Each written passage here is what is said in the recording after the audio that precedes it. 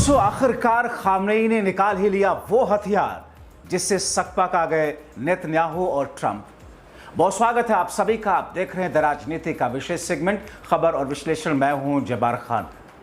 दोस्तों, इजराइल और ईरान के बीच के युद्ध के एक हफ्ते के बाद में आखिर इजराइल के सामने ईरान ने अब कौन सा ऐसा हथियार निकाला है जिसकी बुनियाद पर डोनाल्ड ट्रंप से लेकर के नेतन्याहू सकपकाए दिख रहे हैं।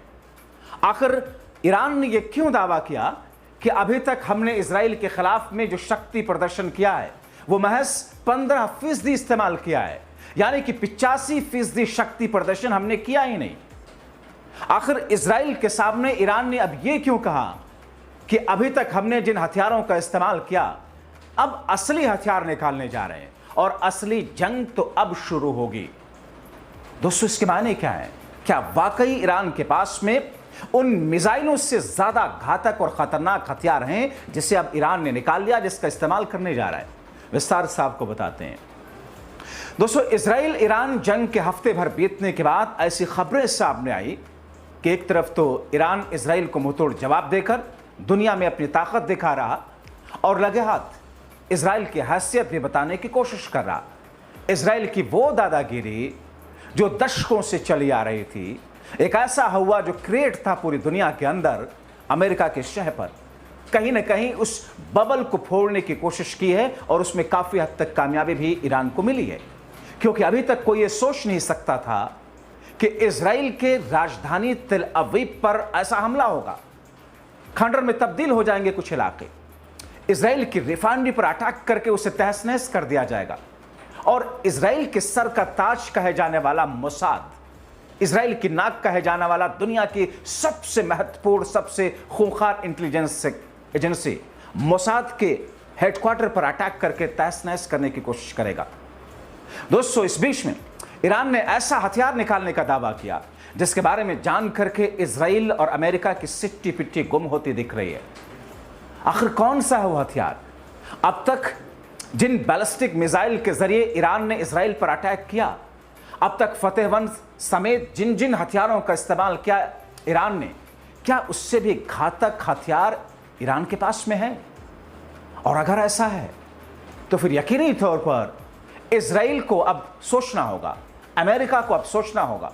क्योंकि दोस्तों, इतना तो तय है, मैं आपको बताऊं, आज के वक्त में, आने वाले हालात में मैं कह नहीं सकता, मगर आज के वक्त में यह कंफर्म है कि अमेरिका ईरान पर अटैक नहीं करने जा रहा है। मौजूदा वक्त के हालात और ख़ास तौर पर अमेरिका की पॉलिटिक्स और अमेरिका में जिस तरीके से ईरान के सपोर्ट में लोग प्रदर्शन करते हुए दिख रहे हैं, खुद इजराइल में इजराइल का एक बड़ा वर्ग बेंजामिन नेतन्याहू के खिलाफ में विरोध करता हुआ दिख रहा है। और ऐसी स्थिति में जबकि रशिया और यूक्रेन की जंग एक तरफ चल रही है, अमेरिका उसे रुकवा नहीं सका। जबकि इजराइल ने गाजा को तबाह व बर्बाद कर दिया, अमेरिका उसे रुका नहीं सका। जबकि भारत और पाकिस्तान के बीच में अमेरिका ने बार बार शेयर लिया, यहां तक कि प्रधानमंत्री नरेंद्र मोदी के उन दावों को भी डोनाल्ड ट्रंप ने खारिज करते हुए तोड़ दिया जिसमें मोदी की तरफ से यह कहलवाया गया था कि साहब, हमने अमेरिका को बता दिया कि सीजफायर हमने ये किया। मगर अमेरिका इस वक्त जिस दोराहे पर खड़ा हुआ है उसमें अमेरिका ऐसी गलती नहीं करेगा अटैक करने की। हाँ, जब तक कि ईरान कोई बड़ी गलती ना करे, जब तक कि ईरान डायरेक्ट अमेरिका या अमेरिकी ट्रूप्स पर, गल्फ कंट्रीज में लगाए गए ट्रूप पर या कहीं पर कोई ऐसा भयंकर ब्लंडर ना करे, अमेरिका ईरान पर हमला नहीं करने जा रहा। Mark my words. दोस्तों, मैंने इजराइल और अमेरिका की खबरों से जुड़े हुए अलग अलग अखबारों, अलग अलग पोर्टल्स, अलग अलग सोर्सेस से जरिए जब इसके तह में जाने की कोशिश की और कई सारे अंतर्राष्ट्रीय मामलों के जानकारों से इसको समझने की कोशिश की, तो ये बात सामने आई कि दरअसल 1979 के बाद से, या यूं कहें कि 80 के दशक के बाद से, एक वक्त था जब इराक अमेरिका ईरान की लड़ाई चल रही थी, लेकिन उस वक्त भी ईरान झुका नहीं था। और एक वक्त था जबकि ईरान के ऊपर इतने सारे प्रतिबंध लगाए गए, अभी भी हैं। अमेरिका ने जिस तरीके से चारों तरफ से बंदिश के बावजूद इसके ईरान झुका नहीं। अब ऐसी स्थिति में ईरान ने यह कहकर के चौंका दिया, हमने आपको दिखाया था अपने पिछले शो में चंद घंटों पहले कि ईरान ने यह कह दिया, खामनेई ने, कि अमेरिका हो या फिर इजराइल, हिसाब तो बराबर किया जाएगा, एक एक बूंद कतरे का हिसाब लिया जाएगा। और अब ईरान ने जो दावा किया कि उसके पास में ऐसे खतरनाक हथियार हैं जिसके बारे में दुनिया को पता भी नहीं है, अब उन शक्तियों का प्रदर्शन करेगा जिससे इजराइल पूरी तरह बर्बाद होगा। तो आखिर कौन सा हथियार, ईरान ने क्यों कहा ऐसा? अभी तो इजराइल पर हमने अपनी क्षमता का महज 15% इस्तेमाल किया है, असली जंग तो अब शुरू हो रही है। दोस्तों, आपको ईरान के नए हथियार के बारे में और इस पूरी प्रकरण के बारे में बताएंगे, मगर उससे पहले 19 जून की अब तक की जल्दी से अपडेट आपको दे देते हैं। दोस्तों, अब यह साफ हो चुका है कि इजराइल के साथ ईरान ने आर पार का मूड बना लिया। ईरान के मिसाइल हमले में इजराइल का मशहूर अस्पताल तबाह हो गया। 19 जून को ईरान ने बैलिस्टिक मिसाइल से बेरशोबा में सोरोका मेडिकल सेंटर पर हमला किया। अस्पताल के प्रवक्ता के मुताबिक भारी नुकसान हुआ, कई अन्य क्षेत्रों में भी बड़ी बमबारी की, और इसकी पुष्टि खुद इजरायली मीडिया ने की। अस्पताल में आग लगी। इजरायली मीडिया का कहना है कि तेल अवीव के कई इलाकों में मिसाइलें बरसी हैं। इस बीच फिर से ईरान ने इजराइल के 4 शहरों तेल अवीव, बेरशोबा, रमत गण और होलोन पर 30 मिसाइलें दागी। इसमें 176 से ज्यादा लोग बताए जा रहा, 200 इजरायली घायल हुए। बेशुमार लोगों की हालत नाजुक बताई जा रही इजराइल में। इजरायली पीएम बेंजामिन नेतन्याहू ने कहा कि ईरान जानबूझकर इजरायली नागरिकों और अस्पतालों को निशाना बना रहा है। ईरान जिस तरह रमत गन में हमला किया, वो राजधानी तेल अवीव से करीब 5 किलोमीटर की दूरी पर है, जहां की आबादी करीब 2 लाख से ज्यादा है। यहां पर इजराइल का डायमंड एक्सचेंज है। दोस्तों, ये दुनिया की सबसे बड़ी हीरा मंडी है। इसके साथ ही ईरान ने सेंट्रल इजराइल में स्थित स्टॉक एक्सचेंज बिल्डिंग पर मिसाइल से हमला किया। अल जजीरा के मुताबिक इस बिल्डिंग को काफी नुकसान पहुंचा। दोस्तों, मगर इस बीच में इजराइल से कई देश अपने नागरिकों को तेजी से निकालना शुरू कर चुके हैं। ऑस्ट्रेलिया ने इजराइल से कुछ संख्या में अपने नागरिकों को निकाल लिया। न्यूजीलैंड दूतावास के कर्मचारी ईरान से चले गए, लेकिन दोनों सरकारों ने चेतावनी दी है कि बंद हवाई क्षेत्र के कारण संघर्ष क्षेत्र से निकलने की मदद की मांग कर रहे हजारों नागरिकों की सहायता नहीं की जा रही है। जापान, चीन, इंडोनेशिया अपने नागरिकों को इजराइल से और ईरान से निकालने की योजना बना रहे हैं। जापान के रक्षा मंत्री जनरल नकातानी ने यह कहा कि 2 C-2 परिवहन विमान और 120 सैनिकों को अफ्रीका के जिबूती भेजा जा रहा है, जो लोगों को इजराइल और ईरान से निकालेंगे। ईरान में करीब 280 और इजराइल में 1000 जापानी नागरिक रहते हैं। चीन के दूतावास ने इजराइल से लोगों को शुक्रवार से बसों के जरिए निकालने की घोषणा की। दूतावास के अनुसार चीनी नागरिकों को ताबा बॉर्डर पर क्रॉसिंग के रास्ते मिस्र ले जाया जाएगा। इंडोनेशिया सरकार ने भी ईरान से अपने नागरिकों को निकालने के लिए ऐलान किया। ईरान में 386 इंडोनेशियाई और इजराइल में करीब 200 के आसपास इंडोनेशियाई रहते हैं। उधर दोस्तों, ईरान ने अमानिया के लिए निकाले गए 100 से अधिक भारतीय छात्रों को लेकर विमान दिल्ली पहुंचा। छात्र ईरान में पढ़ाई के लिए गए थे, लेकिन वहां इजराइल ने हमला किया। और फिर आप स्थिति तमाम हर पल के अपडेट के साथ अवगत हैं। दोस्तों, इस बीच में बताया जा रहा है कि अब चिंता अमेरिका की बढ़ चुकी है। अमेरिका ने पश्चिमी एशिया में तैनात अपने कुछ सैन्य जहाज़ों और विमानों को अपनी जगहों से हटाना शुरू कर दिया। ये जहाज़ ईरान की रेंज में थे, इन पर हमला किया जा सकता था। रॉयटर्स के मुताबिक अमेरिकी सेना ने जिसकी सुरक्षा सुनिश्चित करने के लिए यह फैसला लिया गया। उन्होंने नहीं बताया कि कितने जहाज़ या विमान यहां से हटाए गए, उन्हें अब कहां ले जाया गया।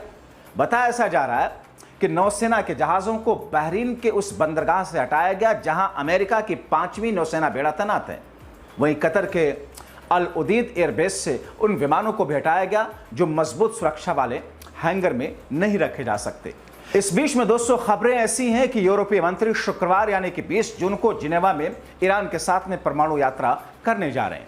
जर्मनी के एक राजनयिक सूत्र के मुताबिक रॉयटर्स को दी गई जानकारी कि जिसमें जर्मनी, फ्रांस, ब्रिटेन के विदेश मंत्री 20 जून को जिनेवा में ईरानी मंत्रियों के साथ में परमाणु वार्ता करने की योजना बना रहे हैं। सूत्र बताते हैं कि सबसे पहले यूरोपीय संघ के शीर्ष राजनयिक जिनेवा में जर्मनी के स्थायी मिशन में मिलेंगे और उसके बाद ईरानी विदेश मंत्री के साथ संयुक्त बैठक करेंगे। और इसी दरमियान इजराइल का भी यह दावा है कि उसने इराक में अराक हैवी वाटर रिएक्टर पर हमला किया।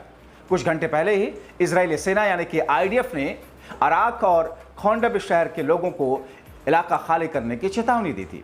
इसमें प्लांट की सैटेलाइट इमेज को लाल घेरे में दिखाया गया, जैसा कि एक्स पर शेयर किया गया, जिसमें हमलों से पहले की अन्य चेतावनियां जारी की गई थी।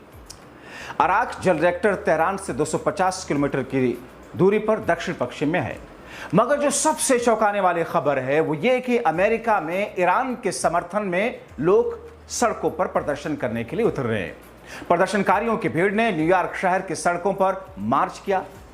जिसमें ये देखा गया कि लोग टाइम्स स्क्वायर में ईरान से दूर रहो जैसे नारे लगा रहे थे और इजराइल समर्थकों पर नाराजगी जता रहे थे। ये ईरानी समर्थक मैनहट्टन के सड़कों पर दिखाई दिए, लेकिन न्यूयॉर्क पुलिस ने उन्हें इजरायली वाणिज्य दूतावास तक पहुंचने से रोका। ये प्रदर्शन फिलिस्तीनी युवा आंदोलन और समाजवादी संगठन पीपुल्स फोरम और आंसर एलायंस ने मिलकर के आयोजित किया था दोस्तों। दूसरी तरफ रूसी राष्ट्रपति व्लादिमीर पुतिन ने इस बीच में कहा कि इजराइल और ईरान के बीच चल रहे युद्ध को खत्म किया जा सकता है और इसका एक समाधान निकाला जा सकता है। टाइम्स ऑफ इजराइल की रिपोर्ट के मुताबिक उन्होंने इस तनाव को कम करने के लिए रूस की ओर से मदद की पेशकश भी की। पुतिन ने कहा कि रूस एक ऐसा समझौता करवाने में मदद करना चाहता है जिससे ईरान को शांतिपूर्ण तरीके से अपना परमाणु कार्यक्रम चलाने दिया जाए और साथ ही इजराइल की सुरक्षा से जुड़ी चिंताओं को भी ध्यान में रखा जाए।